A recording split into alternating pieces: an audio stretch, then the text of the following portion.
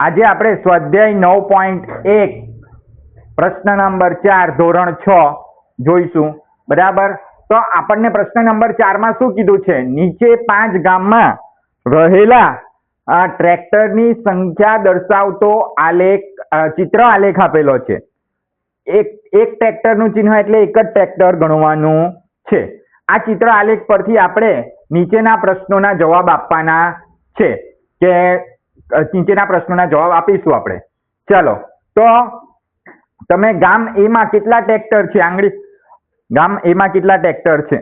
બધાને આવડવું જોઈએ, સાવ સહેલું છે. હા બોલો. 6 ટ્રેક્ટર છે. કેટલા ટ્રેક્ટર છે? 6. એટલે હું લખી દઉં છું એટલે 6. બરાબર. એવી જ રીતના ગામ બી માં કેટલા ટ્રેક્ટર છે? હા બોલો. 5. સરસ. તો ગામ બી માં છે 5 ટ્રેક્ટર. ગામ સી માં કેટલા ટ્રેક્ટર છે?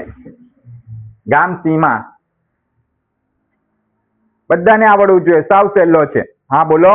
છયા 7 છે. થોડીક ભૂલ છે. કેટલા છે? ધ્યાનથી જુઓ. હા બોલો. 8 છે. કેટલા છે? 8 છે. બરાબર. એ જ રીતે ગામ ડી માં કેટલા ટ્રેક્ટર છે? ગામ ડી માં તો તમે જોઈ શકો છો કેટલા ટ્રેક્ટર છે ગામ ડી માં? બોલો બોલો પિયુષ. 3. 1 2 3 માટે લખીશું આપણે 3. એ જ રીતે ગામ ઈ માં, આ ગામ ઈ છે, એમાં કેટલા ટ્રેક્ટર છે ગામ ઈ માં? હા બોલો. 6 ટ્રેક્ટર છે. જુઓ 1 2 3 4 5 6 એટલે આપણે લખી દઈશું 6. હવે આના ઉપરથી આપણે બધા પ્રશ્નોના જવાબ આપીશું. શું કીધું છે? કયા ગામમાં સૌથી ઓછી સંખ્યામાં ટ્રેક્ટર છે? બોલો. કયા ગામમાં સૌથી ઓછી સંખ્યામાં ટ્રેક્ટર છે?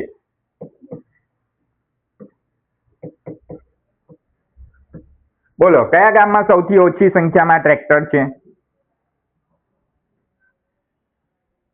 હા બોલો. ડી ગામમાં સૌથી ઓછા ટ્રેક્ટર છે એટલે લખી દેવાનું. એટલે ગામ ડી માં સૌથી ઓછા ટ્રેક્ટર છે. એ જ રીતે જવાબ નંબર 2. ચાલો, શું કીધું છે જવાબ? શું સવાલ પૂછ્યો છે કે કયા ગામમાં સૌથી વધારે સંખ્યામાં ટ્રેક્ટર છે? આવડવું જોઈએ, બધાને આવડે. હા બોલો. 8. પણ કયું ગામ છે? કયું ગામ છે 8 ગામ વાળું? સી ગામ. એટલે લખવાનું ગામ સી માં સૌથી વધારે ટ્રેક્ટર છે. એવી જ રીતે જવાબ ત્રીજો. જવાબ 3. 3 માં શું લખાશે જવાબ? બોલો. ત્રીજામાં શું જવાબ લખાશે? બી ગામની સરખામણીમાં સી ગામમાં કેટલા વધારે ટ્રેક્ટર છે? હા બોલો. ના, સી ગામમાં 8 ટ્રેક્ટર છે ને બી ગામમાં કેટલા ટ્રેક્ટર છે? હા બોલો. 5. તો બી ગામમાં 5 ટ્રેક્ટર છે અને સી ગામમાં 8 ટ્રેક્ટર છે. તો કુલ કેટલા વધારે ટ્રેક્ટર છે? હા બોલો. 3 ટ્રેક્ટર વધારે છે. એટલે લખવાનું બી ગામની સરખામણીમાં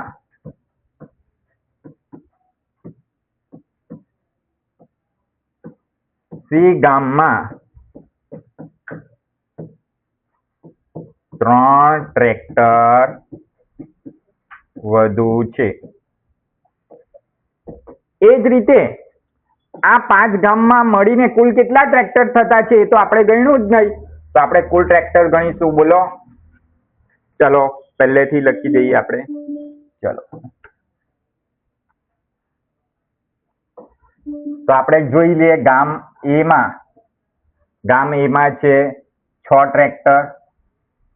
ગામ બી માં છે 5 ટ્રેક્ટર. ગામ સી માં છે 8 ટ્રેક્ટર. ગામ ડી માં છે 3 ટ્રેક્ટર.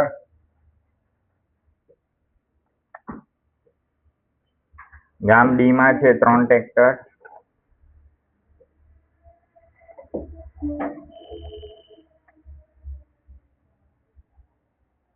ગામ ડી માં છે 3 ટ્રેક્ટર અને ગામ ઈ માં છે કેટલા ટ્રેક્ટર છે? ગામ ઈ માં 6 ટ્રેક્ટર છે.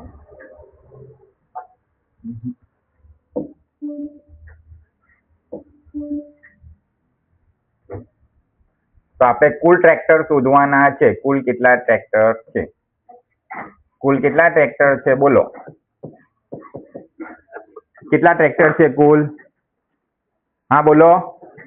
28. સરસ, 28 ટ્રેક્ટર છે.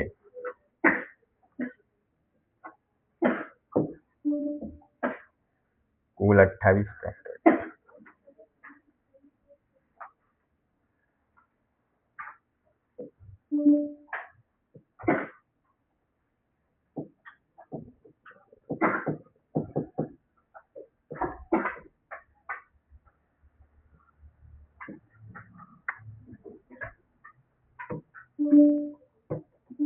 કુલ 28 ટ્રેક્ટર છે.